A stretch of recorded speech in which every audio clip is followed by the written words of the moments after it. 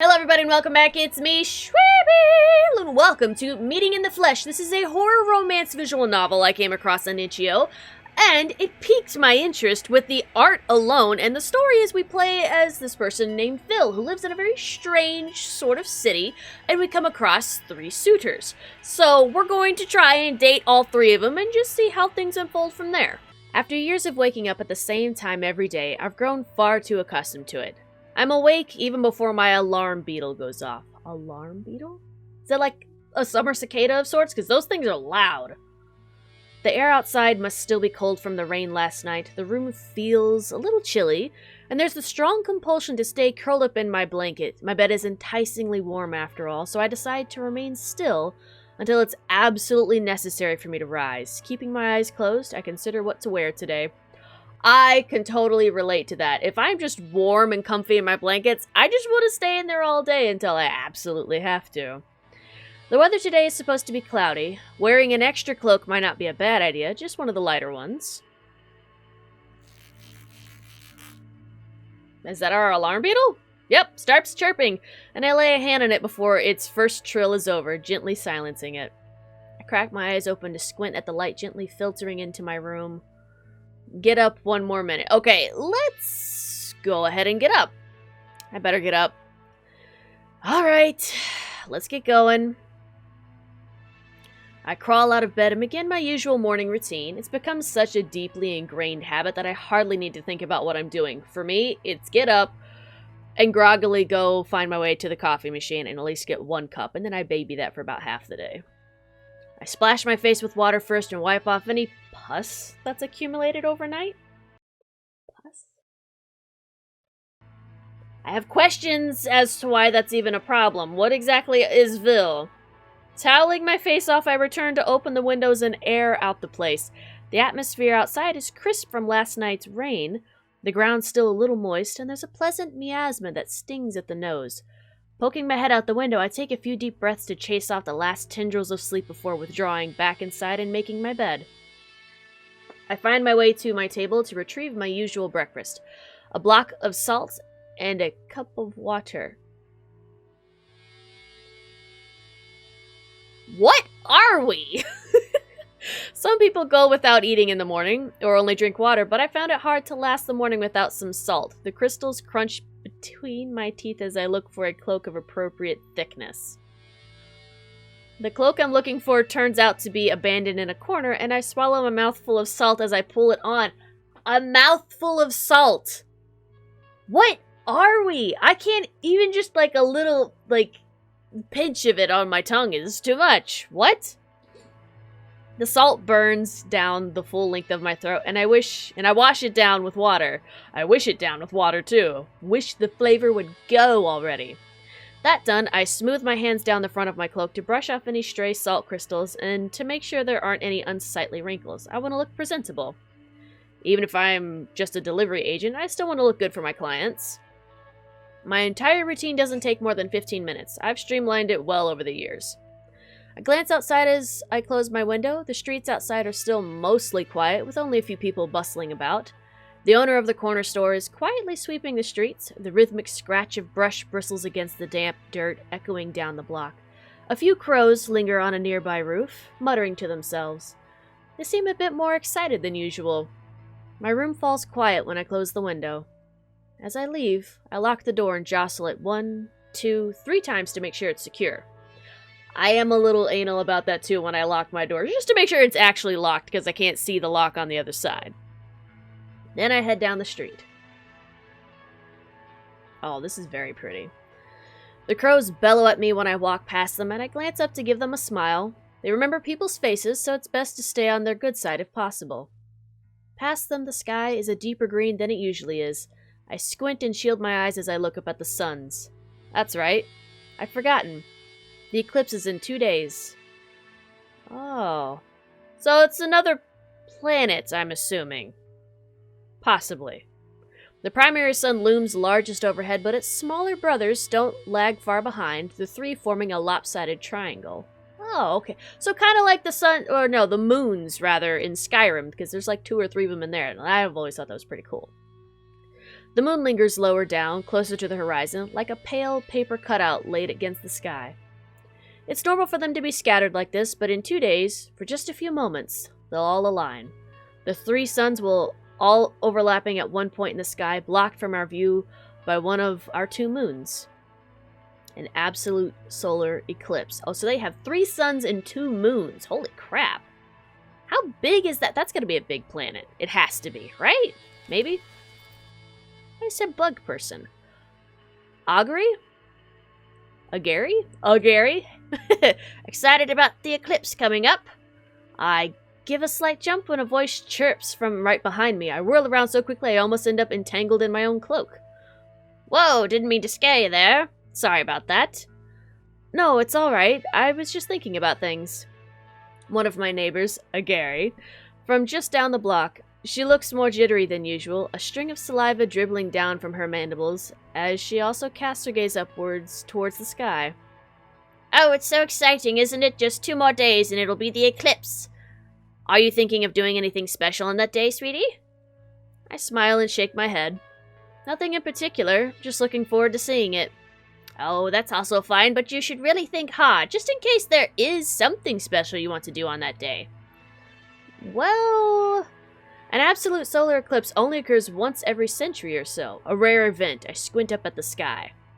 Perhaps because of that, people view it as an auspicious phenomenon. It's said that if you make an important life decision or attempt something new on the day of an absolute solar eclipse, the results are more likely to be favorable. I'd never believed in such superstitions, but I know most of the city is looking forward to the eclipse. A lot of people propose to loved ones, explore new areas, or change their jobs on an eclipse day. As a result, I've heard it's considered something of a headache for the community organizers who need to deal with the chaos. Still, the excitement building in the air is almost palpable. That was kind of like when the blood moon came through. I don't even remember how often that shows up, but I know I'll never get to see it in my lifetime ever again. Because when it showed up, it decided to be cloudy as all hell, and I missed it. So I had to watch a live stream, and I had stayed up till 2 a.m. hoping to see it. But no, the clouds had another idea. Sorry, I'm getting sidetracked here. Regardless of my own beliefs, I don't see any reason to squelch anyone else's excitement. I look back to my neighbor. Do you have any plans for Eclipse Day, Agary? Oh, I do! She gives an excited chirp, clasping her hands together. I'm going to visit my dear friend across town. We had a rather bad fight years ago and haven't spoken since, but we agreed to meet on Eclipse Day to talk things out, and I'm sure we'll be able to rekindle our friendship. Her genuine excitement is heartwarming. I can't help smiling as I give her a nod. That sounds wonderful. I hope it goes well. Thank you, dear. Oh, but I shouldn't keep you for too long. You're on your way to work, aren't you? I nod again. It's alright. I always head out early, and it was nice hearing about your plans. Well, good luck on your work, and do think about something to do for Eclipse Day. It'd be such a shame to let the opportunity pass by you. I give her a small wave as I turn to leave, and she cheerily returns the gesture. But once I turn the corner, I speed up into a light gallop. Despite what I told her, I hurry a little. I like getting places a little earlier than necessary. Are we a horse person, perhaps? The salt thing is salt lick, maybe? And gallop. That's not something humans do. Or like humanoid, anyways. They run. You know what I mean? They gallop, and if we use the word trot ever, then we're a centaur thing, probably. I'm still confused about the pus thing, though, so alien centaur thing, maybe? Oh my. Good morning, boss. The air in the salt processing plant stings at the nose, burning at the lungs a little with each breath, and I try not to inhale too deeply. Full-time workers here usually wear masks unless they happen to have well-developed nasal filters. Since I'm usually in and out of here quickly, I don't bother with masks. Oh, you're cool looking. Where's your mask? My boss is pretty strict, though. It's alright, boss. I'll be out of here pretty quick. No, wear your mask. You'll need to wait a few minutes. He thrusts a mask into my hands before I can stop him, then turns away to a nearby table piled high with packages. I give a slightly exasperated sigh. Ugh. How many times have we had this exact same exchange before? Although it's a good indicator of how much the boss cares for his workers, I guess. You know, I wouldn't get on to him for shoving a mask in my face, especially in a place where I'm pretty sure if you breathe in this salt enough, it could probably dehydrate you. Or, like, do some very permanent damage to your organs. So, give me the damn mask. Put on mask, pocket mask. We're gonna behave this time. We're gonna put on the mask. Might as well just put on the mask.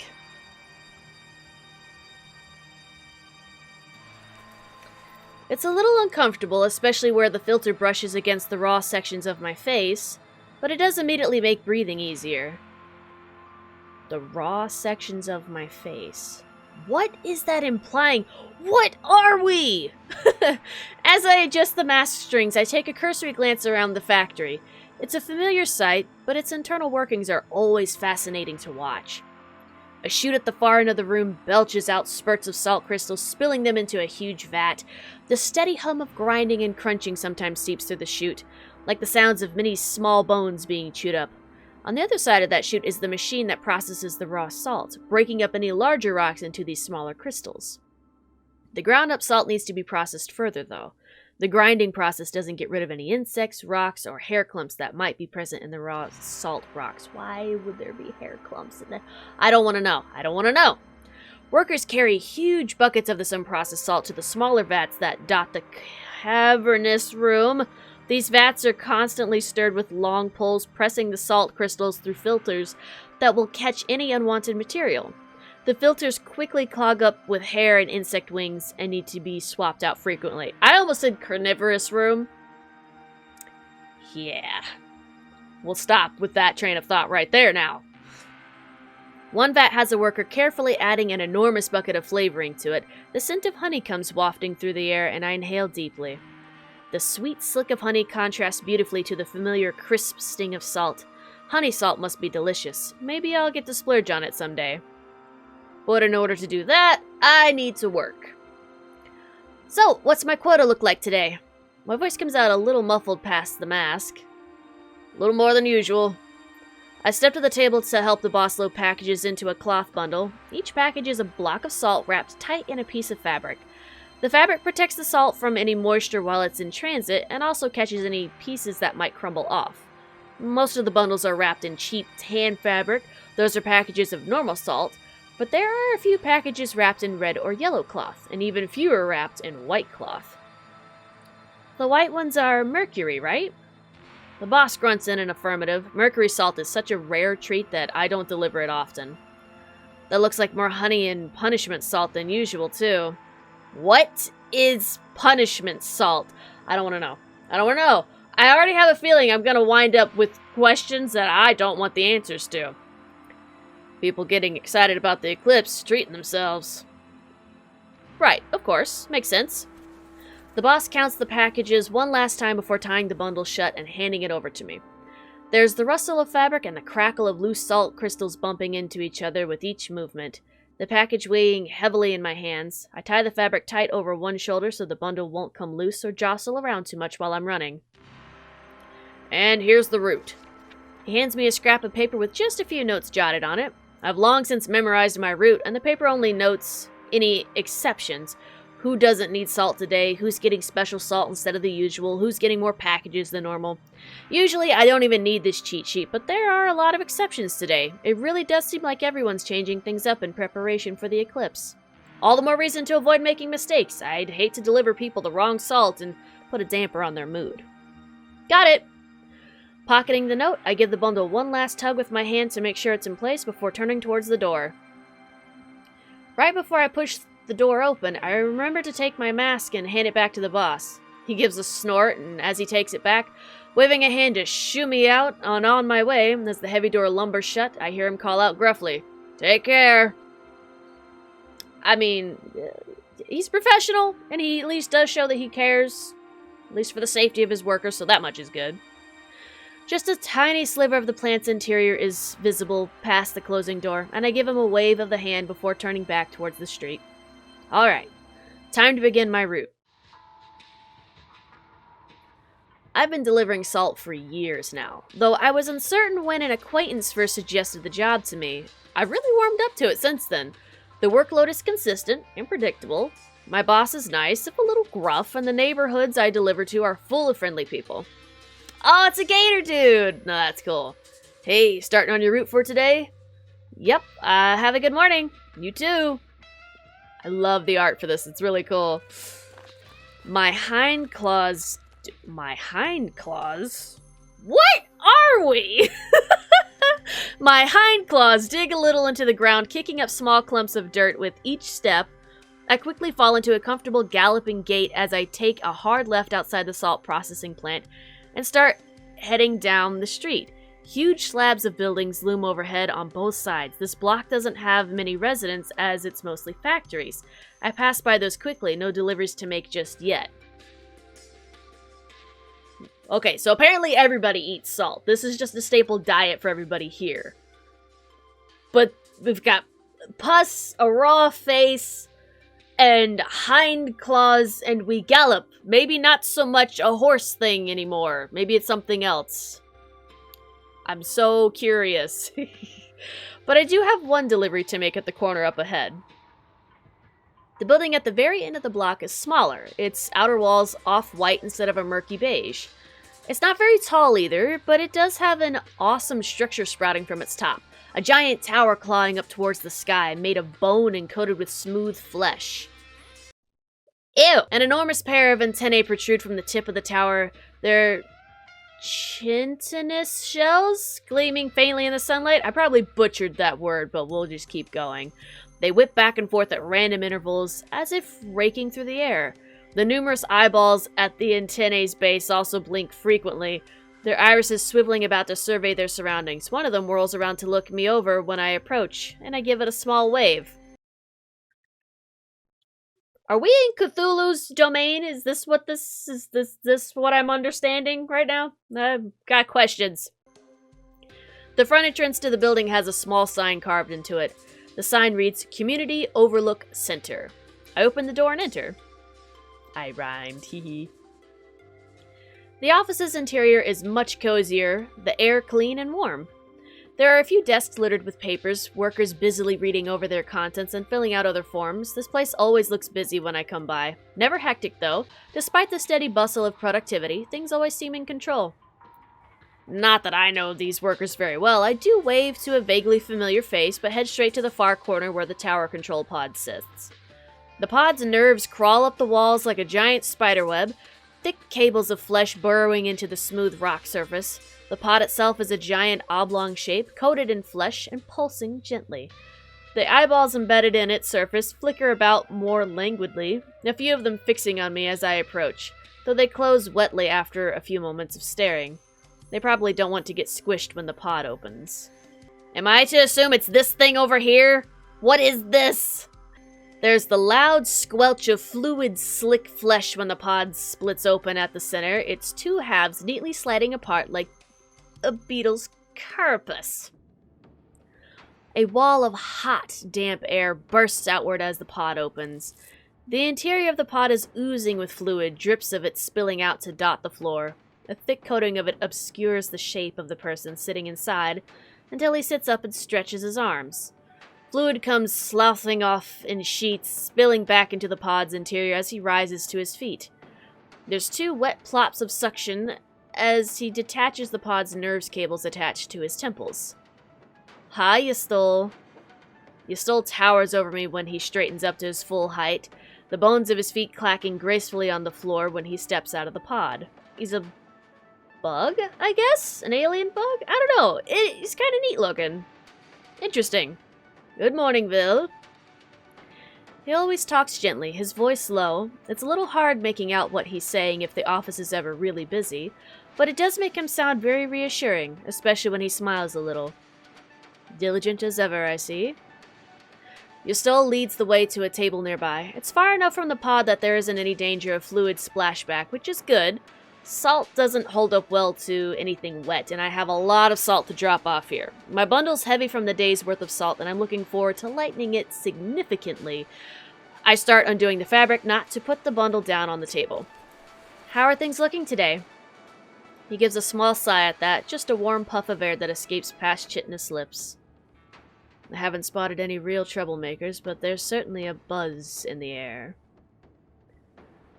There does seem to be a little crowd congregating just north of here, so I might have to send someone to check it out later.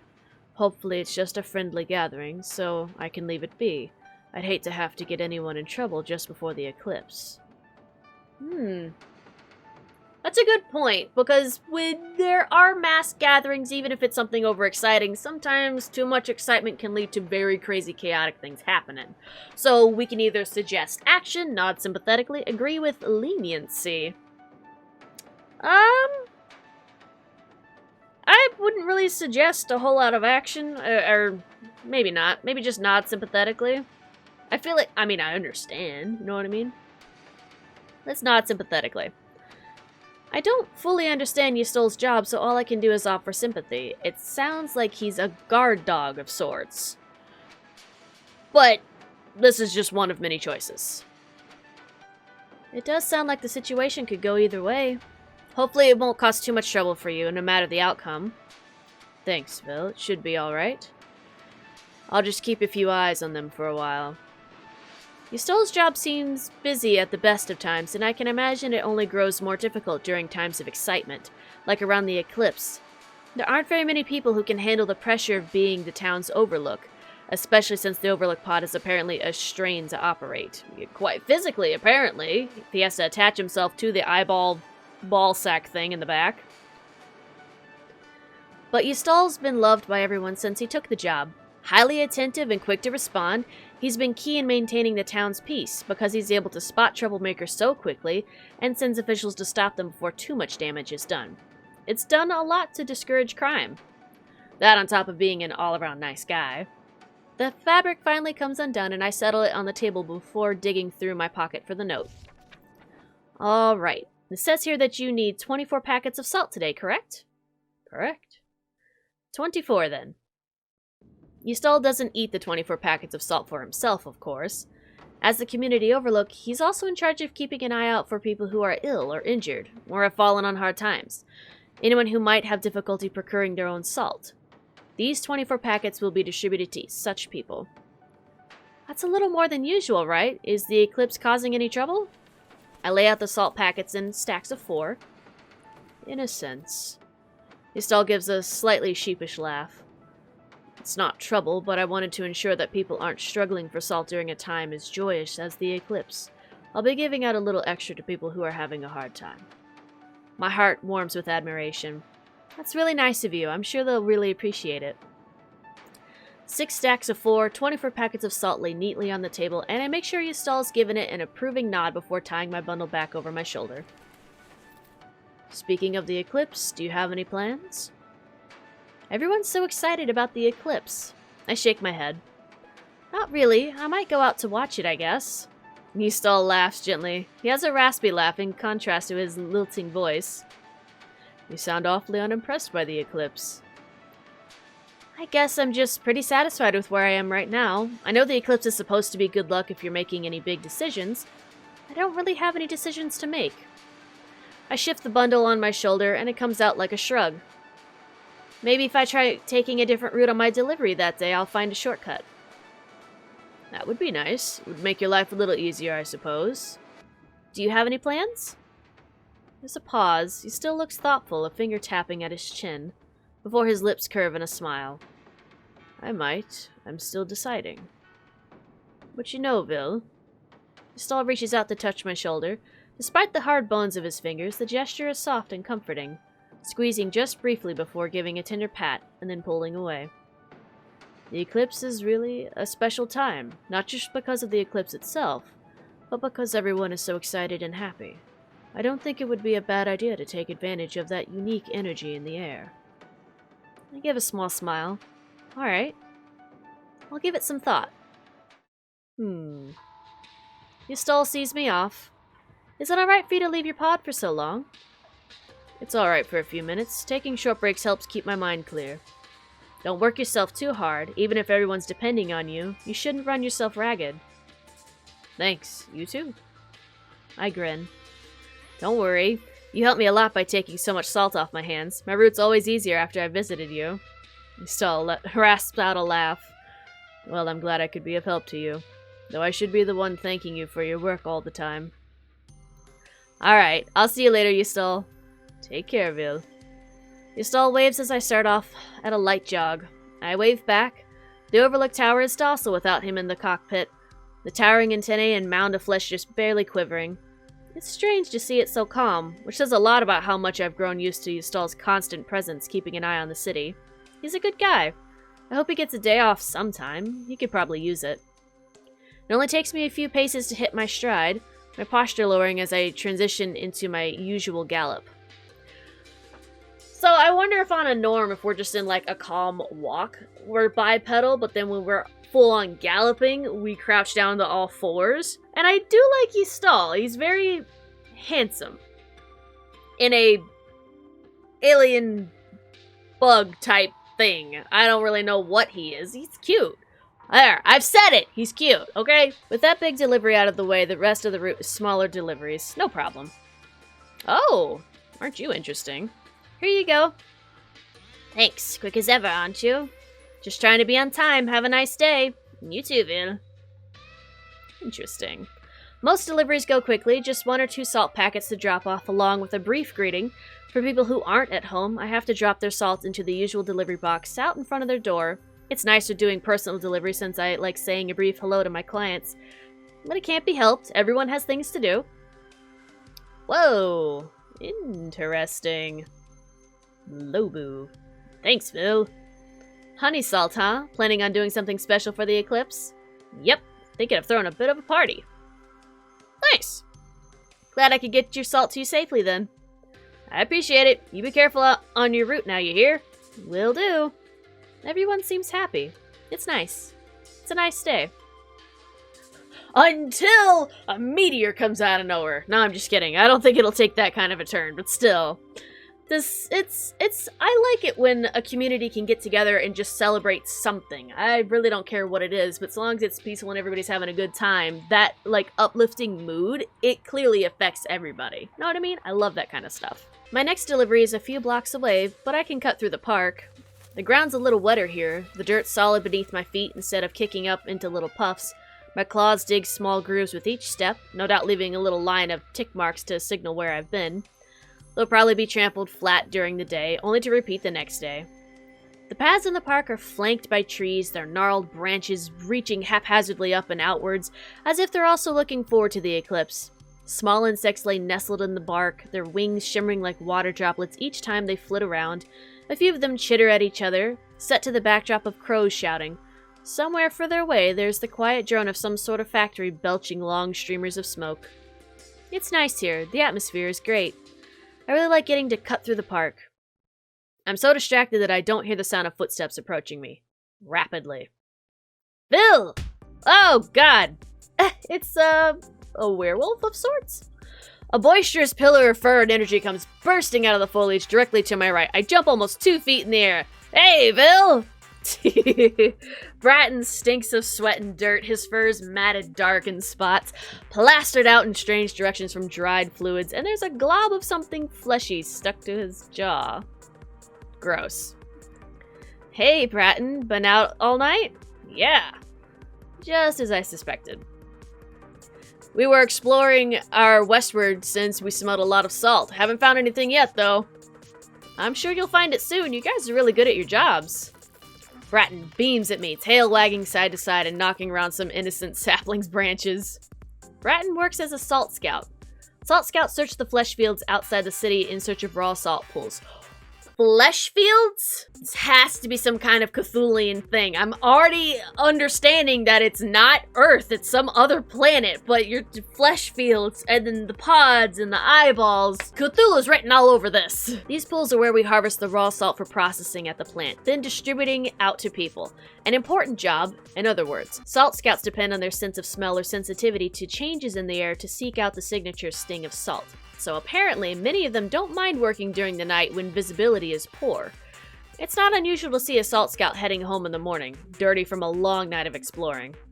Anyway, even after a night of what must have been exhausting work, Bratton talks at a boisterous growl. I thought I smelled you with salt, so I figured I'd catch you now.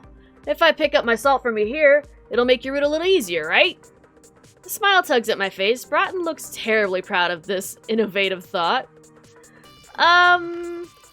It helps a lot. It's a good thing you didn't miss each other. Say you wouldn't want Brenton to wear himself out.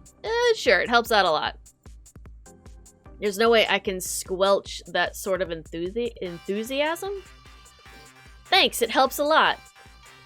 Not really. My route takes me past Bratton's house anyway, but I won't tell him that. Bratton gives a wide smile, showing off every single one of his sharp teeth. No problem. It's awfully endearing. Well, let me check what your delivery for today is. Just the usual for me. He pipes up before I can double check my note, so I nod as I shift the bundle off my shoulder to pull out his usual delivery, 2 packs of regular salt. Bratton tends to eat a bit more than average, understandable with how much time he spends moving around. By the way, he sounds excited. I bet he's going to talk about the eclipse. Do you have any plans for the eclipse? The swinging of his tail has grown ferocious, batting a branch aside with enough gusto to snap it in half. Not really. Everyone seems so excited for the eclipse, which I suppose is the normal reaction. It's probably weirder that I'm more laid back about it, but that's just my nature. Besides, it makes me happy enough just seeing other people being so excited. Their feelings are infectious. Aw, he's so upset.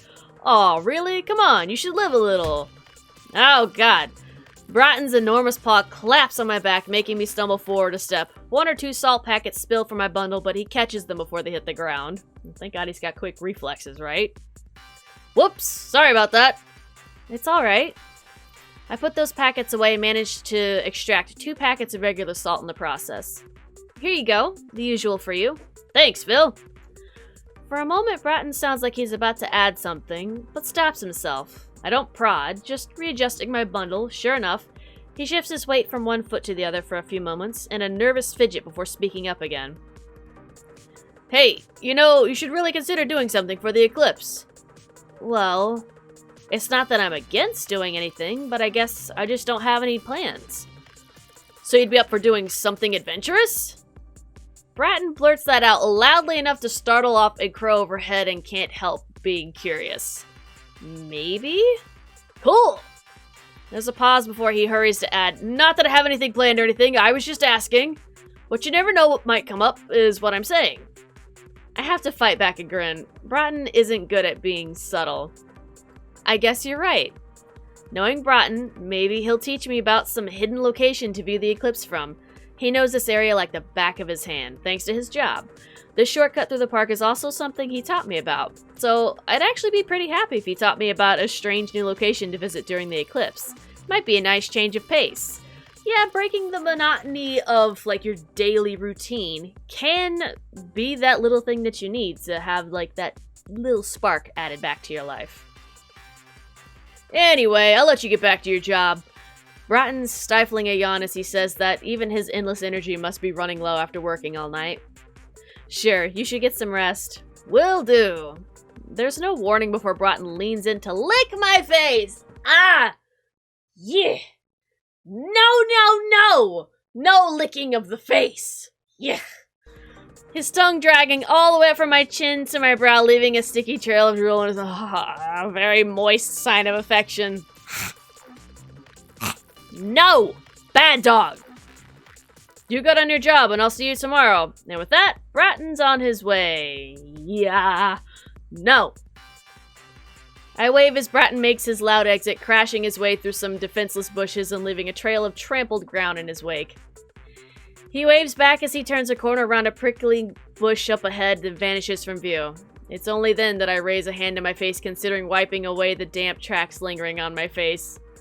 I ended up just leaving it be! It's not a big deal after all! Yuck! My face gets chapped from running against the wind all day. The sheen of spit soothes the raw skin a little bit. Oh, she's got, what's that? It's like windburn, where you have, the permanent red right here. Okay, I guess that makes sense as to what she meant by the raw skin or whatever. So after one last check of my bundle to make sure it's secure, I turn my attention back to the path through the park. Time to get back to work. Here you go. That one's actually kind of scary for some reason. Thanks, Phil. You're always right on time. I really appreciate it. It's nicer to get my salt directly from you instead of my box, I understand. I'm glad I could get it to you, too. You're such a good kid. You take care, all right? Will do, sir. The route grows easier towards the end of the day as my bundle grows even lighter. I have to stop to tie it tighter over my shoulder, making sure the excess fabric doesn't billow and flap around too much as I run. The deliveries go smoothly. Everyone seems to be in a pretty good mood, and one client gives me a cup of water to keep me going. Though I don't need the water, it's still a nice energy boost, and I thank her for it before continuing on my way. One block has 5 houses in a row that need deliveries. One house is occupied and I get to hand the salt to my client directly, but the other 4 are empty, so I leave the salt in their boxes. Maybe they're off at work, or maybe they're making preparations for the eclipse. Hopefully, I can say hi to them tomorrow, at least. That block done, I trot to the end of the street to the corner, but the sound of screaming catches my attention. Looking up, I catch sight of the small crowd a few blocks down. It takes me a moment of squinting to realize what it is. A punishment salt bath. What? There's a giant metal tub placed on the ground, flanked on either side by an overlook officer. And inside the tub salt, and a person, a criminal. Each overlook officer is holding a capture pole, the wires at the end strung taut around the criminal's limbs, keeping them firmly in the salt bath. Even from this distance, I can make out patches of raw, wet flesh, areas where the criminal's skin has been flayed off to expose them to the salt. No doubt the salt in the bath is starting to stain red and clump together from the blood and fluids. My mouth waters a little just from the thought. These punishment salt baths serve a dual function. On the one hand, this is a pretty good punishment, though larger crimes earn harsher punishments. First-time offenders are usually only given a salt bath. The pain of having raw flesh exposed to salt is usually enough of a deterrent to keep people from repeating their mistakes in the future. On the other hand, the salt used in these punishments is a bit of a delicacy. Though not as prized as honey or mercury salt, punishment salt has a savory tang to it that almost everyone enjoys. Just enough blood gets mixed into the salt to give it a unique flavor and take off some of the harsh edge to the original salt taste. If this isn't Cthulian, then I don't know what else it could possibly be. I'll probably be seeing a bunch of punishment salt to be delivered tomorrow. Maybe I'll claim a package or 2 for myself. Everyone's talking about the eclipse after all. Maybe I can treat myself. Whoever's immersed in the salt gives a gurgling scream. Sunlight glints bright off the salt tub. Stay to watch a little longer? No! How about we get back to work? As interesting as this is, I think it would be best to get back to work. I turn my attention back to the streets ahead. The officers are grunting something at the criminal, but I ignore it. Even if the smell of blood and salt in the air is tantalizing, I take 1, 2, 3 quick steps and launch into a steady trot. I'm still on the job. I shouldn't lose my focus. Wow. I've managed to drag my thoughts away from the salt bath by the time I reach the end of the block. I'm at the tail end of my route, and with almost nothing left in my bundle, each step feels light. I drop 2 salt packages into a delivery box before rounding the corner. Immediately, there's a unique sweetness in the air. Without thinking, I raise my head to inhale deeply. Even if I'm deeply familiar with the smell, it's still enticing. One can't help but breathe in deeper inhales around this area. And there's always a few people loitering around. Up ahead is the bee store. So this is where they get their honey. Whoa, those are some giant bees! What the hell? The small bone chime above the door rattles as I enter. The cages before me buzz in response. The air inside the store is already dizzyingly sweet, but the heady scent intensifies for a moment, and I utterly lose my train of thought. Standing before the entrance, I just focus on taking in 1, 2, 3 deep breaths, each lungful making me feel more languid. Rach! You here, huh? It's a gruff voice sounding from further inside the store that snaps me back to attention. Now that is what the spaghetti meatball babies will look like. That right there. Holy crap, this is glutton incarnate. Oh my god. Hey Nyarg, I have your salt. Nyarg stands between 2 tall rows of cages, making notes on a scrap of paper, probably taking notes on the condition of his bees. As I make my way down the aisle, the cages around me buzz happily. Aw, you little bee. Each cage contains a large, fat bee. Some are shy and turn away as I walk by, but others are more personable and humble up to the front of the cage to poke their antennae through the bars and wiggle them at me. One cage contains a particularly fluffy bee that waggles its abdomen at me as I approach. I've helped bathe this one before, so it's familiar with me. When I pause to poke my fingers through the bars of its cage, it toddles closer and ducks its head so I can rub the area behind its head. Aww, right where the bristly fur starts to sprout. I pet it a few times, rubbing my fingers in short strokes, and it hums happily in response, flicking its wings. Honey dribbles from its mandibles, leaving damp yellow spots on the padding in the cage. Hey there, you're not supposed to be wasting honey like that. Don't blame my bee for that, you're the one who made her drool. Nyarg must have finished taking his notes because he's made his way down the aisle towards me. The bulk of his body towers over me, leaning over to peer into the cage where the bee is rubbing at its mandibles with its frontmost legs. My girls have had to work hard these days. You shouldn't agitate them. Oh, right, sorry. You're fine, just don't excite them too much. Got it. The bee continues to wash its face off, antennae flicking periodically. Because of the eclipse, huh? Yeah. Not surprising. Bees are highly prized for their honey. Everyone loves honey salt, after all. Nyarg's store sells both bees and honey. Bees are expensive, both to buy and to care for, so not many people can afford to buy one, but saving up to buy some honey for special occasions is much more doable. Maybe I can do that, actually, since I don't have any other plans for the eclipse. Hey, Nyarg? Huh? Do you have any plans for the eclipse? No. Also not surprising, Nyarg is the type who largely keeps to himself. But I suppose the eclipse should be nice to watch. Right? I'm thinking the same thing. Maybe just taking a relaxing break watching it happen. Sounds ideal. Think I should buy some honey for the occasion? I do have a few bottles left for today. Let's see.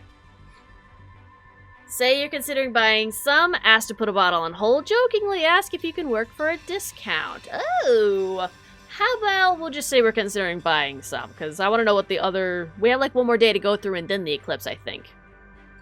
Narg would be happiest if I honestly said what's on my mind. You know, I don't do it often, but I was considering picking up a bottle since it's a special occasion and all. You want one now? Not now, I don't carry my wallet with me on my route. Maybe tomorrow? I might sell out tomorrow, but I'll set a bottle aside for you tomorrow if you want. That'd be great, thanks. Narg only grunts in response, but some of his lips quirk a little. I think he's pleased. The bone chime on the door rattles as another customer enters, and I give Nyarg a quick wave. I better go, actually, but I'll see you tomorrow. Nyarg grunts again, already turning towards his new customer. I give the bees a little wave, too. They buzz back at me, the sweet scent of honey in the air intensifying in that moment. I almost stumble as I turn towards the door, inhaling deeply one last time before stepping outside. My head clears immediately. The air just outside is still sweet, but it's nothing compared to the intensity inside the store. Outside, a few people peer into the window, looking at the bees on display there. Oh my. It smells so good here, doesn't it? Want to go inside? Nah, I don't want to run into the owner guy. Why? What's wrong with the owner? I was about to resume my route, but I paused, pretending to adjust the fabric tied over my shoulder. Not that that's even necessary. The strangers don't pay me any attention.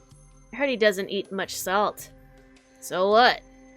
But he eats something else other than salt. What? I roll my eyes a little. Nobody knows, but it's not normal to eat so little salt, you know. And my friend said he once went into the store and they saw him eating one of the bees. Gross. Wait, that's gross? Eating a bee, but eating just enormous amounts of salt isn't? The standards, what's in with this community? Oh, my brain is like exploding upon itself. It's interesting, to say the least. I've heard that I all the care to hear, so I finished adjusting my pack and set off at a steady gallop. There are a few weird rumors about Nyarg floating around, and though I once interrupted some gossipy customers, Nyarg told me not to bother in the future, that he doesn't care what other people say. Still, it irks me that people bother making up these silly rumors about people just because they're different. And Nyarg is a good guy. When I get home, I'll look through my savings to make sure I have enough to buy a little bottle of honey. He seemed pleased by my promise to buy a bottle, after all. Thanks, Phil. I was worried you might be late, since things seem so hectic today. I'm glad I didn't keep you waiting. You always work so hard, so I know I can count on you. But don't work yourself too hard, you hear? Make sure you give yourself some time off on the eclipse. I'll do that, don't you worry. I waved to the last of my customers for the day, sighing quietly as I turn the corner back onto the main street. The empty pack over my shoulder gets folded up into a little cloth bundle I can fit in my pocket. I'll drop this off tomorrow morning while picking up my salt, so my work for today is done. It's not too late when I get back home, but I feel tired nonetheless. Maybe it's the atmosphere. Though the walk back home had been uneventful, the spark in the air had still been present. It had been like trying to wade through a shallow pool of water, the energy sloughing off one's skin in thin sheets with each little conversation with a passerby. Everyone had seemed genuinely excited, and I was happy for them, truly. But now that I'm in my room alone, I can't help wondering if it's really fine for me to have no plans at all for the eclipse. Yeah, feeling like the odd one out can, at some point, put a little bit of a damper on your mood, I suppose. I open the window and lean out as I chew on a block of salt, feeling each bite sting at my gums. Outside, the two moons glow past a gossamer curtain of clouds. They infuse the night sky with a gentle light, warding off the complete darkness, and I bask in the cold light as I reflect on the day's events. All of my customers had such different expectations for the eclipse. It sounded like you still had something in mind. Same for Broughton. And I guess Nyarg doesn't have any plans, but he has to work hard leading up to the eclipse. I finish my salt, dusting my hands off outside, and close the window as I retreat back into my room. Well, I guess it's kind of late to be making any big decisions anyway. And the belief that the eclipse will herald anything good is just superstition. It's a little early to be sleeping, but the day's been weirdly exhausting, and I can feel sleep rolling in like a blanket of fog, steadily clouding through my head. As I sink back into my bed and stare up at the ceiling, I idly consider tomorrow's route. Guess I'm gonna be pretty busy tomorrow, too. Though I start going over tomorrow's route in my head, I can feel my thoughts rapidly clouding over. I'll just deal with things as they happen, I guess. And that is all the time that I have for today's adventure in Meeting in the Flesh. We got to cover the basics of how the society and the community works, the various different species that are in here. I've kind of figured out what we are, but the overall character development for the person that we are as a salt delivery person is really cool. Our three main suitors being Ystal, Broughton, and Nyarg. Very interesting. I like the overall design that they have for the characters and their overall personalities. I'm going to enjoy figuring out each path for them, which will happen. And just how this eclipse is going to affect everything going forward. So thank you all so much for watching. I hope you enjoyed. Don't forget to hit that like button, subscribe for more. Let's hear them. Salt delivery agent at your service, possibly going to be dating one of these three. Battle cries. Woo! Yeah! I'll see you guys in the next episode.